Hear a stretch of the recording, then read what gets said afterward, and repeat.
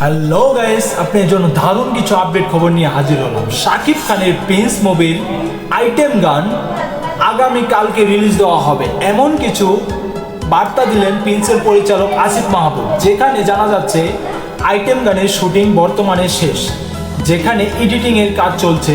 তাহলে এডিটিংয়ের কাজ সম্পূর্ণ হয়ে গেলেই গানটি রিলিজ দেবে, কারণ শাকিব খানের প্রিন্স ছবির গানের অপেক্ষায় পুরো সাকিবিয়ানরা বসে আছে। যেখানে শাকিব খানের একটি গানের অপেক্ষায় শাকিব খানের ভক্তরা হুমড়ি খেয়ে পড়ে আছে, কারণ যেখানে রাক্ষস সিনেমার গান দিয়েছে তেমন আলোচনা আনতে পারেনি, সেখানে শাকিব খানের প্রিন্স দিয়ে চাবে যে ঈদের উদযাপন করার জন্য। কারণ শাকিব খান প্রতিটি বছরেই ঈদের একটি গান তার হিট থাকে, যেখানে এই গানটিও ব্যতিক্রম নয়। কারণ এই গানটি এমনকি সর্বোচ্চ বাজেট নিয়ে এগিয়ে যাচ্ছে, কারণ শাকিব খানের এই মুভির গানটি আগামীকালকে যদি রিলিজ দেওয়া হয় তাহলে সবচেয়ে বেশি ভালো হবে।